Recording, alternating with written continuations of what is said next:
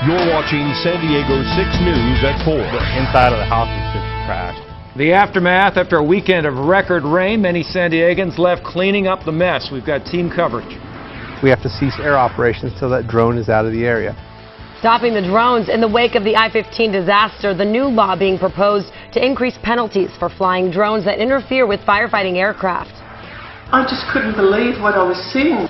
Shark attack, terrifying moments caught live during a world-class surf competition and what the survivor is saying about it. Good afternoon, and thanks for joining us. I'm Jim Patton. And I'm Neda Iranpour. All throughout the county, people are cleaning up after the storms this weekend, and they're keeping an eye on the weather. We have complete team coverage. Chief Meteorologist Sabrina Fine standing by with the record numbers. And San Diego 6's Amanda Shotsky will tell us how it has impacted the drought. But we begin with our Derek Stahl. He's live in El Cajon, where a high school was damaged by this storm. Derek. Good afternoon. Chaparral High School was replacing their roof when this storm passed through, so a lot of the water ended up inside the building. You can see some of the restoration crews are here working right now. We're told the admin building had some flooding damage along with 15 classrooms. To the north in Ramona, it's more than water they're concerned about. It's the mud. It sounds like a river. But that's mud roaring down a mountain into San Diego Country Estates in Ramona on Sunday. My God, I hadn't seen like this. A lot of the debris ended up in Luis Gonzalez's garage. Maybe I'll stock it with some catfish. I don't know what to tell you. And his swimming pool. It's horrible. And worst of all, it seeped inside his home of 10 years. The inside of the house is just trashed. It's just mud everywhere. I got wood flooring. That's going to have to come out. The carpet's going to have to come out. We have a sunken living room. It was a pool when we got here. One restoration company estimates he has $50,000 in storm damage. And right now, he's not sure how he'll pay for it. So far, every place I've turned as far as government agencies, they said, they can't help us. The storm dumped tons of rock and mud all over Gonzalez's property. But for insurance purposes, this is considered flooding damage. And his insurance won't cover it. It's a lot of work, but it'll get done. I don't know. I don't want, like I said, I don't want to make any irrational decisions. Like, just just leave the house. I don't know. For now, he's relying on help from friends and neighbors. The guy out there is a friend of mine, so he goes, just pay for my gas, I'll take care of that. But that's great. But the timing couldn't be worse. Gonzalez is throwing a wedding for his daughter this Saturday. The only word I can think is overwhelmed by all this. But, I'll get through it. I got family and friends, and that's all that matters, The one bit of encouraging news for Gonzalez, his daughter's wedding dress was on the second floor when all that mud passed through, so it wasn't damaged. The family has set up a GoFundMe page. We put a link on SanDiego6.com if you'd like to help. Reporting live from El Cajon, Derek Stahl, San Diego 6 News. Oh, we really feel for them, Derek. Thank you very much. Meanwhile, the MTS trolley is experiencing some delays in today's service due to weather. According to the MTS, a sinkhole near Barrio Logan is affecting the southbound tracks. Earlier today, a train operator spotted the ground sinking under the eastbound main track between Schley Street and 28th Street. The track was removed in that area, causing only the blue line to operate. Passengers should expect a 5 to 15-minute delay.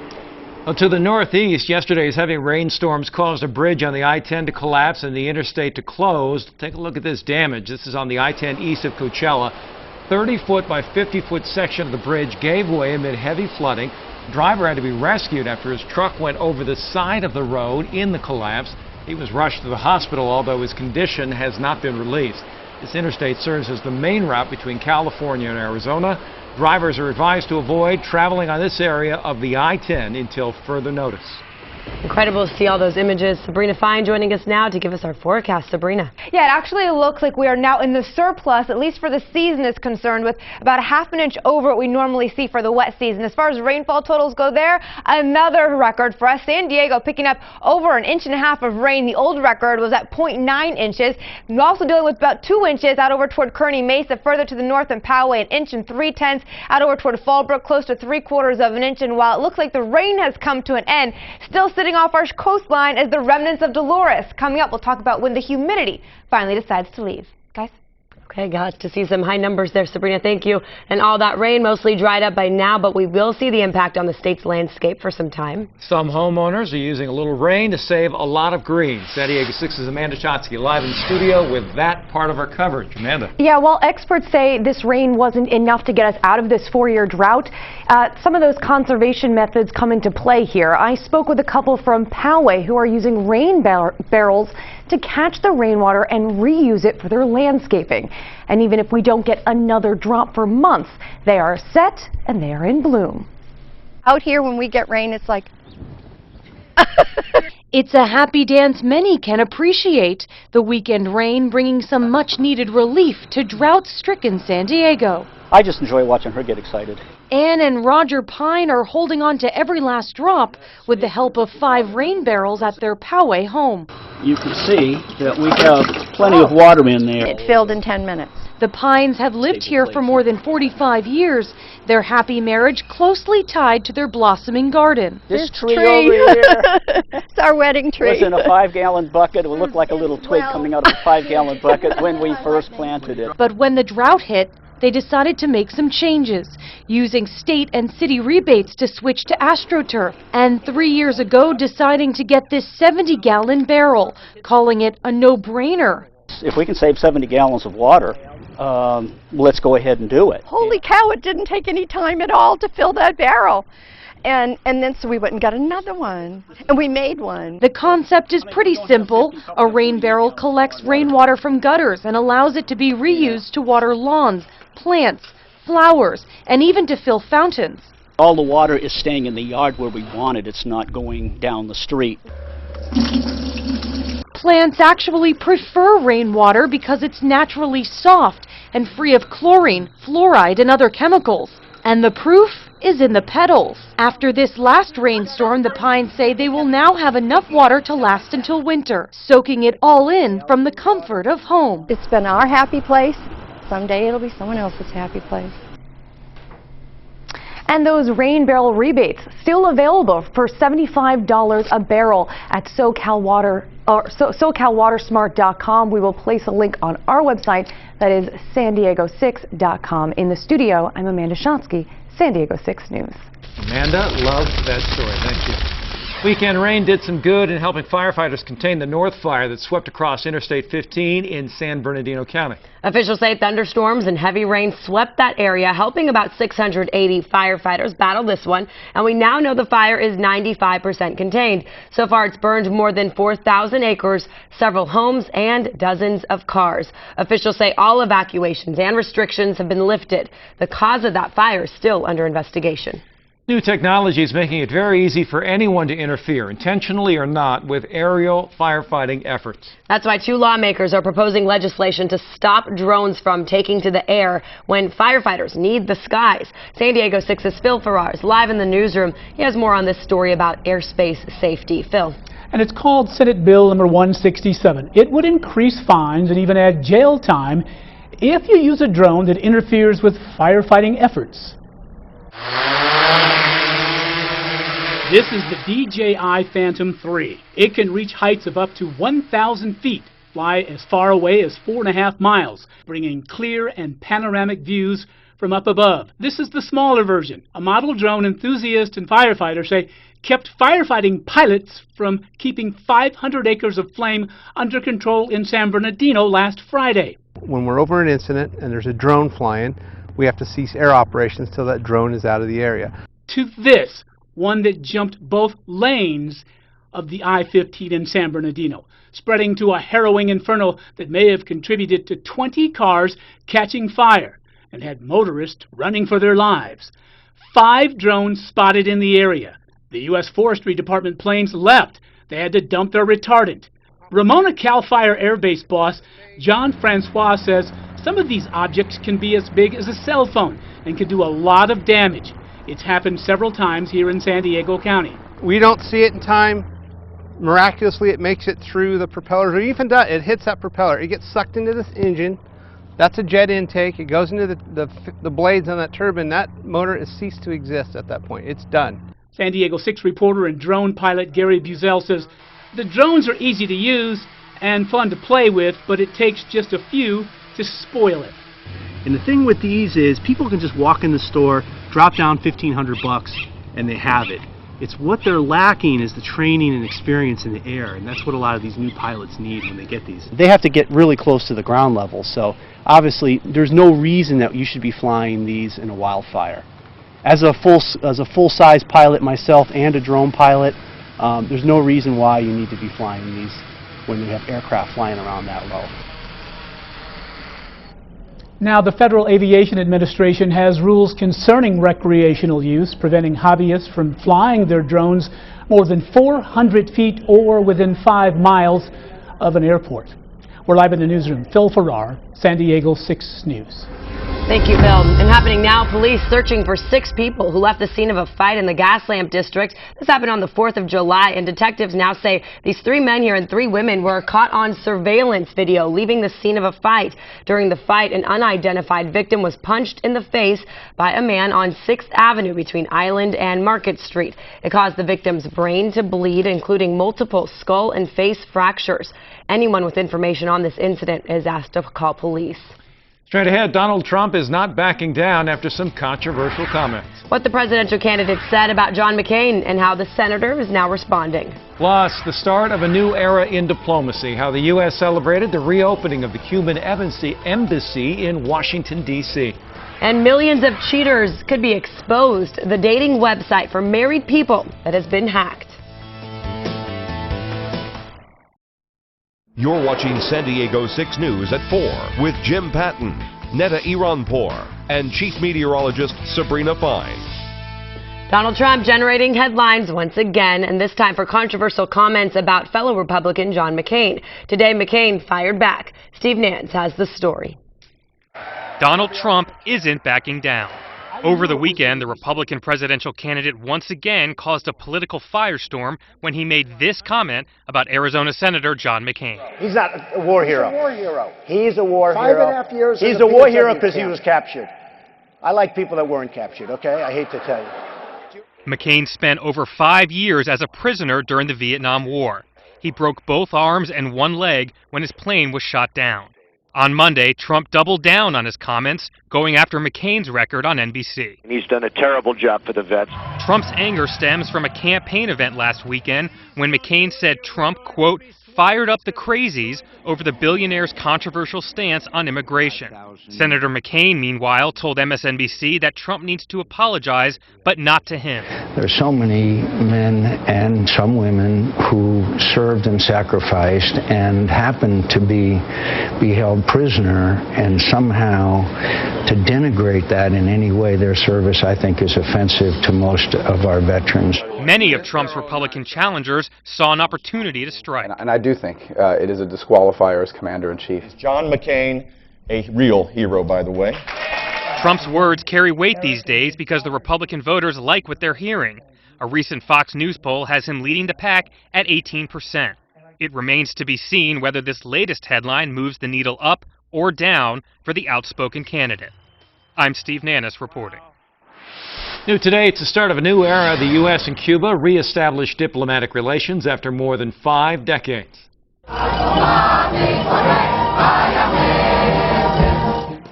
For the first time since severing ties in 1961, the two countries have reopened embassies in each other's capitals.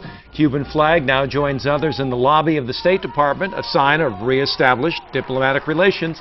Cuban government broadcast the event live on the island's state-run TV. Festivities in Havana will take place next month with Secretary of State John Kerry's visit. Banks are back in business in Greece. This is video of doors opening at a bank early today. Banks across the country were shut down for 3 weeks in a move aimed at staving off a total collapse of the financial system. European Central Bank raised the level of emergency funding to the banks last week, but withdrawals are still limited to €420, about $455 per week. Also happening in world news, the European Union approved the Iran nuclear deal with 6 world powers. This resolution authorizes a series of measures leading to the end of UN sanctions on Iran. It also provides a mechanism for those sanctions to snap back in place if Iran fails to meet its obligations. The European Union also will retain its ban on the supply of ballistic missile technology and sanctions related to any human rights. Dating website for married people looking to have extramarital affairs has been hit by hackers. Millions of Ashley Madison customers had their information compromised with a threat to expose it. Hackers posted some of customers' information online and then threatened to publish all of it unless the company shuts down. In a statement released today, the site owner, Avid Life Media, said they were flagged on unauthorized attempts to gain access to their systems. Sites have been secured. Company says it's working with law enforcement agencies investigating the criminal act. And once again, one of these, I had no idea. Just these websites exist. The Ashley Madison thing. I was going to right? say you're not married. That's why you don't know that. If you're married, yeah, you know. exactly. There's no one to cheat on. No reason to worry about it. I want to check that list. I think a lot of women would like to. Yeah, I'm just curious, just making sure. Let's talk about our weather. No amount of showering, deodorant, nothing. I mean, you still feel sweaty. You're complaining about your hair. My hair is big. We do have the humidity at least for one more day. And then finally, some slightly drier conditions coming our way. A live look for you right now in La Jolla at 71 degrees. We were dealing with beautiful sunshine. It looks like there's a few clouds popping up, though. If you look out over toward the ocean, I think we will continue to deal with partly cloudy skies, at least for one day, because we have so much moisture really in the atmosphere. As well, a live look for us into La Mesa, dealing with around 80 degrees. Our humidity is very high. It is sticky. It is uncomfortable. But the good news is we're not going to be dealing with this for extremely too much longer. We only have probably about another 24 hours of it. Here's the reason being. Here's our low pressure system. That's the trough that's been really in place, the remnants of Dolores. And what that's doing is it's scooping up a lot of the southerly moisture and putting it into our general region, also forcing our temperatures to go up. But now look at the jet stream, how it's taken a dip to the south. Dolores' remnants are going to attach on the jet stream and get on out of here. That will happen by the time we get to around Wednesday, so the humidity will get kicked out, any chance of rain, the clouds, everything. Here's your humidity forecast at around 6 o'clock tonight, really noticing where the 80s and the 70% range is. And then once we head through tomorrow afternoon, you'll watch these numbers into the morning really peak. Of course, it's going to be extremely sticky. That's the stickiest time of the day. By noon, check this out, La Mesa 68% and El Cajon 82%. Fast forward this into Wednesday when Dolores' remnants are gone and you actually go down a little bit. Finally looking at 79% in El Cajon and La Mesa at 70%. So there's a slight drying trend coming our way. 70 forecast for you, 79 degrees along the coast tomorrow, last day of humid air. Inland areas 82 degrees and then you get drier conditions on Wednesday. Let's look at your 7-day forecast, guys. Glad to hear it get a little drier, Sabrina. Thank you very much. Coming up, giving birth in the car while on their way to the hospital, how long it took for the little guy to be born, and why the dad kept filming the whole thing. Plus, close encounter with a couple of sharks.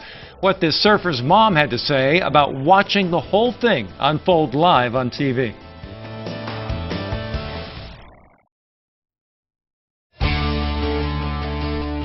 Still cloudy out there. But the beach must feel better than being outside. Just So in the ocean muggy water. today, I know. Trying to sleep? Forget it. Unless you get air conditioning. You have air conditioning? No, it's just the humid air Well, I'm coming glad through. you don't, because neither do I, and we can share the misery. Lots of parents record the birth of their children, but not too many do it while they are driving to the hospital. Oh, that sounds painful. It's not how they planned their son's birth, but the little guy could not wait to get out. The Pettyjohns were on their way to the hospital when Lesia Pettyjohn's water broke, forcing her to go into labor early. She told her husband, who was driving, all to film the birth at the hospital, and while he was driving, this was happening. So in a 3-minute video, Lesia Pettyjohn goes from contractions to pulling out, their newest addition to their family. Once he was out, I was like, okay, well, I've got to push the rest of him out, and then I've got to grab him and figure out how to wrap him up. And for a while, what do I do? What do I do? Because I'm trying to think, okay, what can I wrap him in? And finally, I was like, well, my shirt's pretty long. I'll wrap him up in that. Wow, that was really fast. Once they finally arrived at the hospital, baby boy Josiah was weighed in, coming in at 10 pounds. Not even a week old.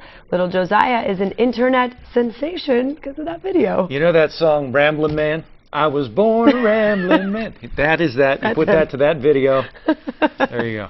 And a pro surfer has to battle a shark during a surfing competition in South Africa. I felt myself getting dragged under by my leash, and then next thing I know, I saw this fin, and you know, it went up my board and I guess it smacked me in the head. I don't even remember that. And then the next thing, it came back around and went again at my board.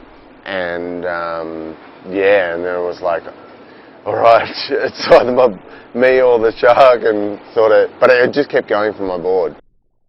All happened on live TV during the opening minutes of Mick Fanning's final heat. His mom describes the terrifying moments as she watched it all unfold.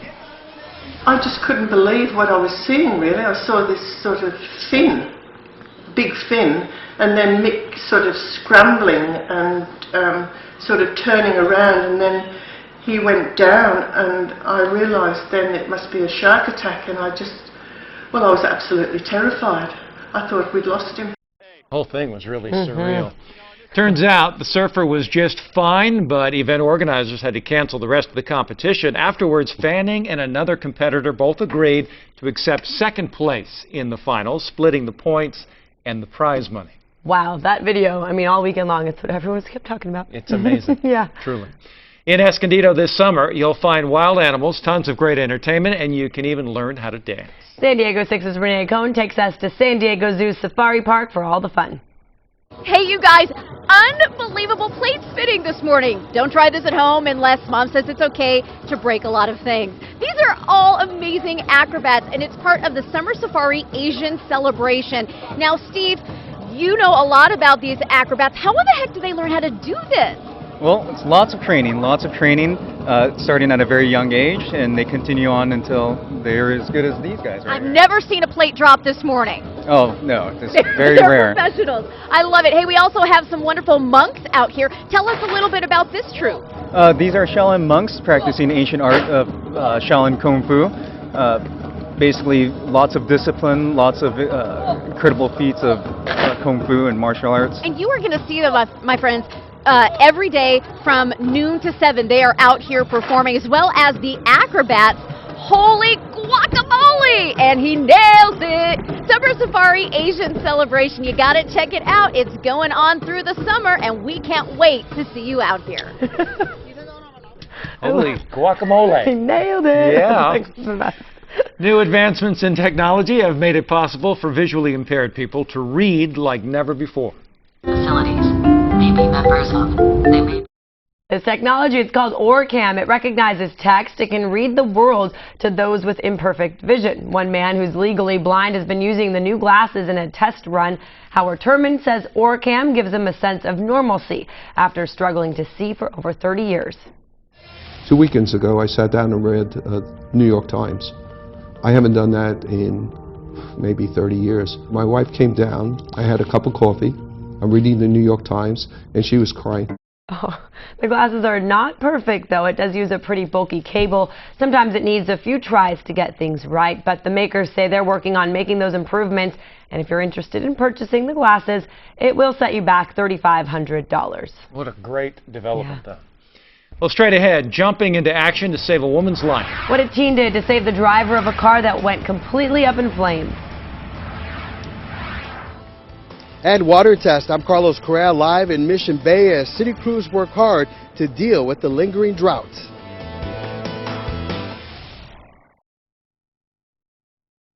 You're watching San Diego 6 News at 4. Throughout the county, people are mopping up after the weekend's heavy storms. We have complete team coverage of the aftermath. Chief Meteorologist Sabrina Fine standing by with the record numbers, but we begin with San Diego 6's Derek Stahl. He's live in El Cajon, where a high school was damaged by this storm. Derek. Good afternoon. Chaparral High School was replacing the roof when this storm rolled in and a lot of water ended up inside. I'm told the admin building has flooding damage, about 15 classrooms as well, and the work continues to clean it all up. To the north in Ramona, though, the concern isn't just water, it's mud.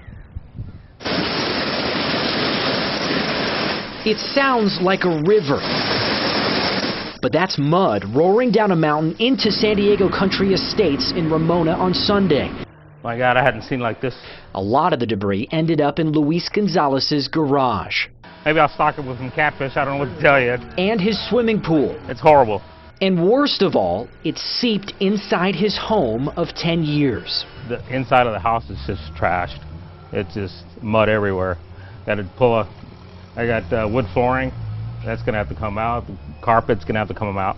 We have a sunken living room. It was a pool when we got here. One restoration company estimates he has $50,000 in storm damage, and right now he's not sure how he'll pay for it. So far, every place I've turned as far as government agencies, they said, you know, they can't help us. The storm dumped tons of rock and mud all over Gonzalez's property. But for insurance purposes, this is considered flooding damage, and his insurance won't cover it. It's a lot of work, you know, but it'll get done.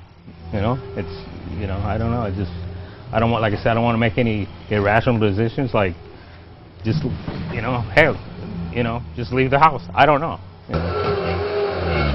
For now, he's relying on help from friends and neighbors. The guy out there is a friend of mine, so he just, hey, he goes, just pay for my gas, I'll take care of that. But that's great. But the timing couldn't be worse. Gonzalez is throwing a wedding for his daughter this Saturday. The only word I can think is overwhelmed by all this, but, you know, I'll get through it. I got family and friends, and that's all that matters, you know. So right now for the Gonzalez family, all those costs are coming out of pocket. If you want to help, we've put a link on SanDiego6.com. As for the school here, the district tells me no cost estimate yet on just how much damage was done. Reporting live from El Cajon, Derek Stahl, San Diego 6 News. Derek, thank you. County health officials have expanded a warning about possible bacterial contamination at our local beaches due to the urban storm runoff. General advisory has been issued for all San Diego County coastal waters from the border to San Onofre State Beach near the Orange County line. Recent rainfall has pushed sewage-contaminated runoff from the Tijuana River toward the South San Diego County shoreline.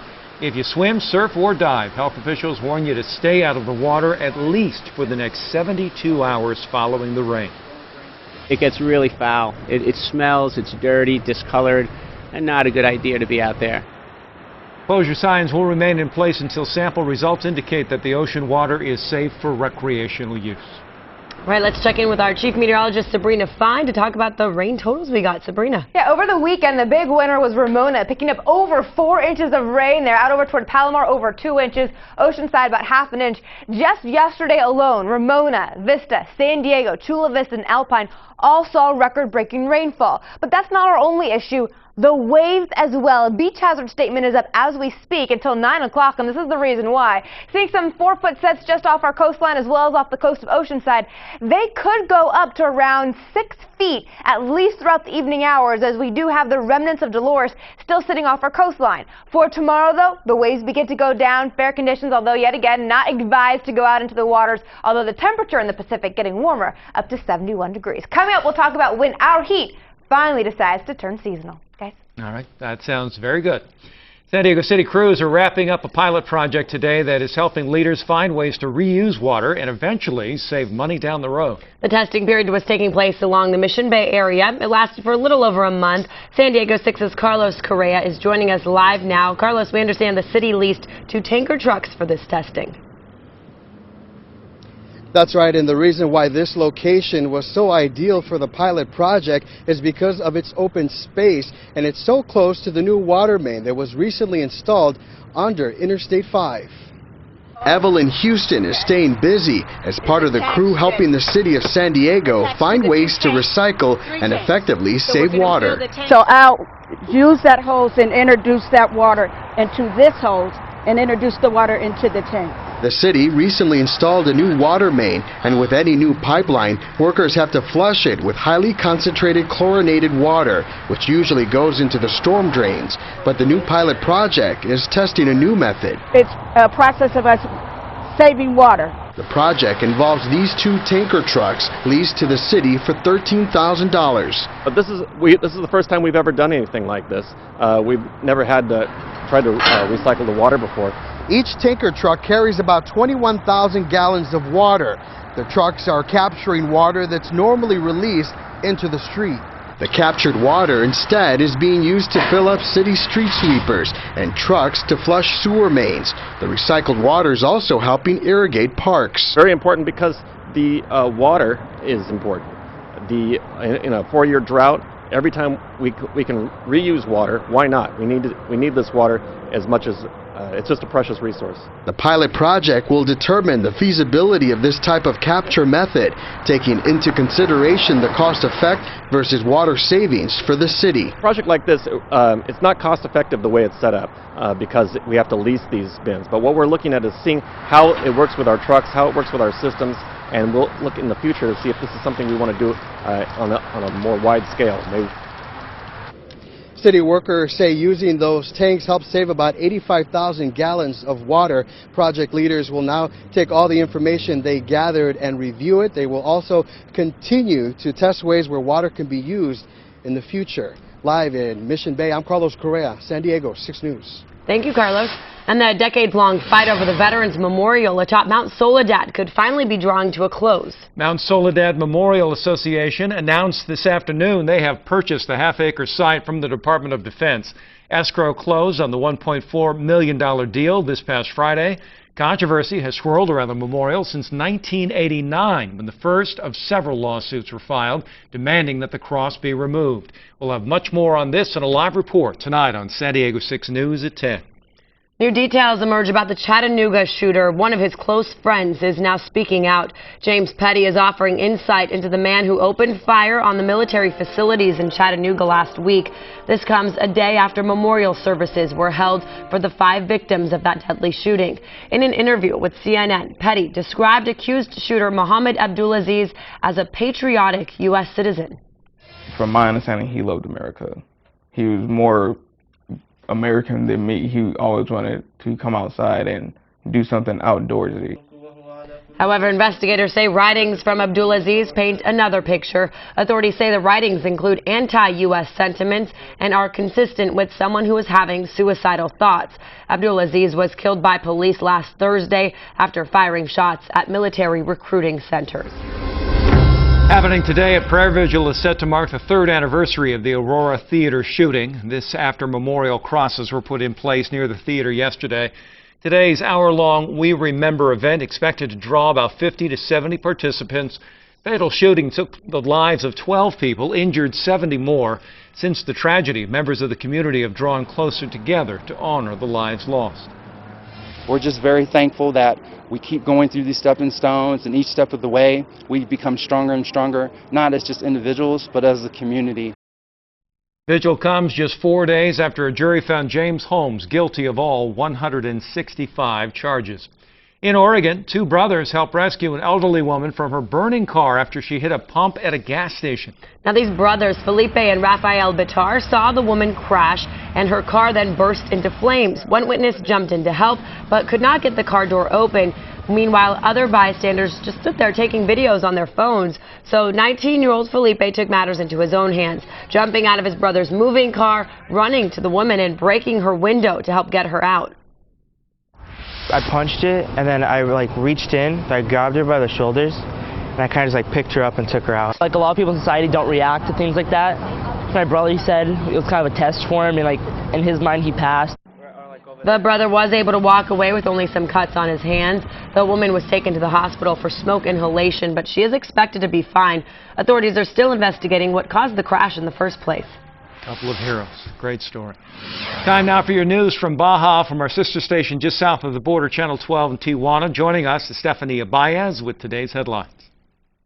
Thank you. It's a pleasure to bring you some of the latest news happening in Baja California. Heavy rain over the weekend caused flooding and severe damage to more than 100 houses in Tijuana. Some people were trapped in their own homes. Also, multiple vehicles were submerged in flood water and mud in different roads. The city was in complete chaos for about 4 straight hours. In other topics, after the new law in Mexico which banned the use of exotic animals in circuses took place, there have been divided opinions from the community. This according to a new study in Mexico that made a survey. Although there are more people against this type of shows, there are some viewers who are in favor. And although there are no official numbers of how many stray dogs there are in Tijuana, each month 6 canines are rescued by different animal rescuers. Most of them are found malnourished with ticks and other diseases. These animal societies urge authorities to have more sterilization campaigns because this is the only way the number of dogs in this condition can reduce significantly. This was the news brief from Baja. I'm Estefania Baez, and I'm back to you guys. And trying to ban e-cigs again, a proposal to keep electronic cigarettes from being used in non-smoking areas gets another revamp. Chances are slim why obese people are having a tough time reaching normal weight and the plan to solve the epidemic. And making headlines with their cover, how Women's Magazine is changing the shape of the fitness industry.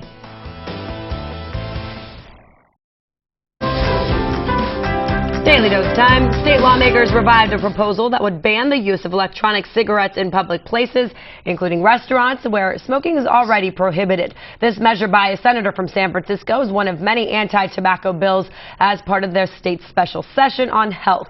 Other proposals include no more workplace smoking in break rooms and parts of hotel lobbies, increasing the minimum age for those buying tobacco products to 21 years old, requiring all schools to be tobacco-free, and allowing cities and counties to tax tobacco products.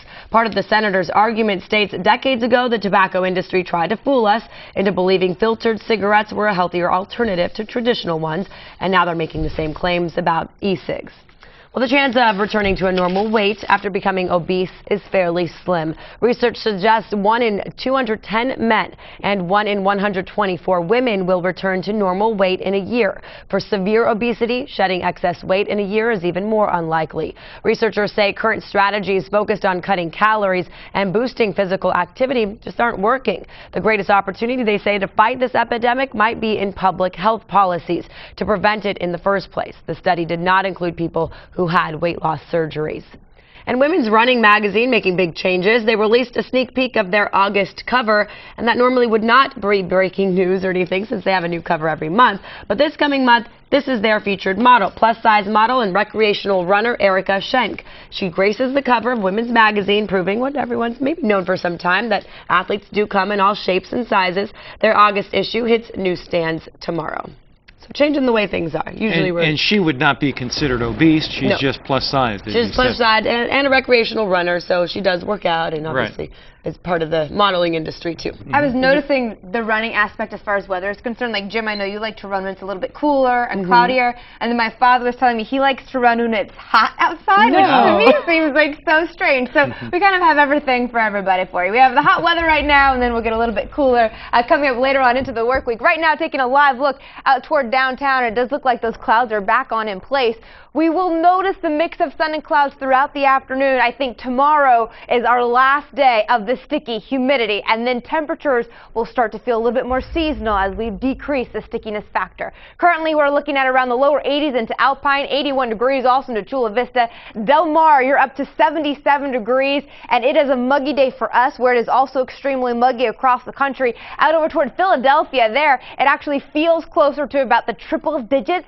Can you believe that? Also looking further to the south with the humidity out over toward New Orleans feels like the triple digits, and even out over toward Texas close to the 100-degree mark for you.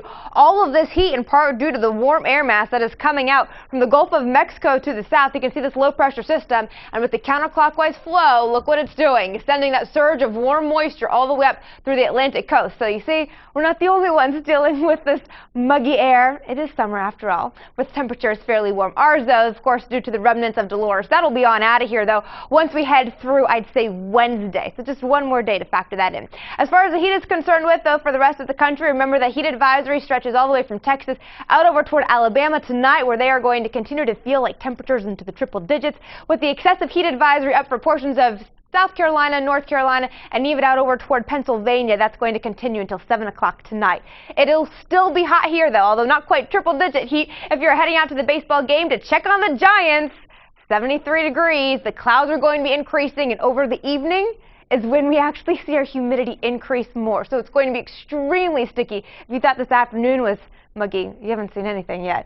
7-day forecast for you. 79 degrees tomorrow, mix of sun and clouds. That's about 5 degrees above average, staying muggy. And then we fall to seasonal by Thursday. Inland 82 degrees, humidity lowers for you by Wednesday. That is when you return to your seasonal average. The mountains, an isolated shower possible for you. Temperatures into the mid-70s. The deserts, also a 10% chance of rain. Triple digits, though, for about the next 7 days. Let's look at your 7-day forecast. Jim, back to you. So the humidity is going to get worse. Did I hear that? At nighttime. Oh, man. Not good. Not good. All right, Sabrina, thank you. Time now to protect yourself. Jeff Isaac, lawyer in blue jeans, is with us today. And another question that a lot of us can relate to. I have a small claims court trial next week. I am being sued for $4,000 by a former friend. What is my best chance of winning?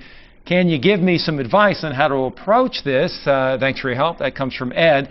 Very general, though, so I guess we speak in general terms today. Very Former general. friend. That friend is no more. That happens all the time, right? Yeah. The good news is you get to play lawyer. All right. When you go to small claims court, you're not allowed to have a lawyer represent you. They can sit in the background and kind of watch you and wave to you and all that, but they can't represent either side of the parties. So what you want to do, here's the secret. I wrote a book on it called the California Guide to Small Claims Court. And the bottom line is this: you want to be prepared. It's the old Boy Scouts thing. You need to be ahead of the game. And here's what you do: you put together what we call in law a trial brief. But you're not a lawyer, so she won't be able to do that. But what you want to do is you put bullet points down and have a way for the judge to follow your side of the case. So you stay away from emotion. Emotion is not a good thing in small claims court. Give them the facts. Give the judge everything you need. Have the judge follow along with you. Give a copy to the other side, and now you have control. It's such a great secret. Do you have to give a copy to the other side? Yes, you do. You know, and so you even give in small claims court. Yeah, you do, because it's fair. You have to be fair, theoretically. So what you're doing is you give a copy of the brief, we call it a brief, to the judge, one to the other, the person the defendant or the other side, and then you have the judge follow along with you. And so it's really clear. That doesn't mean you'll win, because if it's not legal, then you may have a problem. So the $4,000 things, basically you just stay unemotional, have your brief there, and stay with the facts. Answer the questions of the judge. Don't get involved in a shouting contest. It's not like Judge Judy on TV. And you've got every chance to maximize your chances in that situation. I think you break it down to its essentials that the court, it's not like it's an oracle that absolutely knows right from wrong. It is a human being that's listening to arguments and can be swayed one way or the other. Absolutely. But the facts are still going to control and the law. So, but you want to use all the leverage you can, and those are the secrets for the leverage. It works. It works. That doesn't mean you win every case, because again, if everything's stacked against you, you better be able to prove it and make sure you have it organized. The judge wants it quick and organized and unemotional. If you can remember those bullet points, you're going to have every chance to get the best chance. Absolutely. What's the name of your book again? Well, it's out of print now. I have to it's write out it of again. print. Yeah, sorry. I sold too many. Are you trying to sway me here or what? All right. Thanks so much, Jeff. If you have a question for the lawyer in blue jeans, then email him at lawyerinbluejeans@gmail.com. And Ed, thank you so much for the question. Still ahead, searching for aliens, a new effort to find life in the universe, and who's funding the project. Plus, quite the appetite, how a French bulldog managed to eat his owner's engagement ring and how they got it back. Coming up tomorrow on San Diego 6 News in the Morning. Too much screen time could be bad for your kids in more ways than you know. Dr. Jeff Daly joins us to explain how spending hours online can lead to bullying. And indulge yourself. It's National Junk Food Day. Yay! The donut bars showing off their creations using Oreos, Ding Dongs, and even cheese puffs. That's all tomorrow morning from 5 to 9. And we want to update you now on some of the headlines we've been following for you. Massive cleanup begins all throughout the county today as record storms and flash floods clear up in Ramona and La Mesa. High waters trapped cars underwater. They caused roads to flood. According to the National Weather Service, the city of Ramona was drowned by about 3 inches of rain. They say rain and thunderstorms are expected to decrease, although there's still a chance of more rain. Beachgoers are advised to pay attention to warning signs and talk to lifeguards before swimming. Lawmakers propose a new California law that would increase penalties for those flying drones that interfere with firefighting efforts. This comes after 5 drones halted firefighting efforts during last week's fire in the Cajon Pass in San Bernardino. Bill SB 167 would increase fines and make jail time possible for people using drones during these types of incidents. And for the first time in more than 5 decades, the U.S. and Cuba reopened their embassies in each other's capitals. In Washington, the Cuban flag now flies in a hall along with flags from every other country that has diplomatic relations with the U.S. The festivities in Havana are slated for next month when Secretary of State John Kerry plans to visit. Coming up tonight on San Diego 6 News at 10, water theft a growing concern during California's drought. Now, state water regulators are flexing their muscles and proposing first-of-its-kind fines for farmers. We'll have that story and all the day's late-breaking news tonight at 10.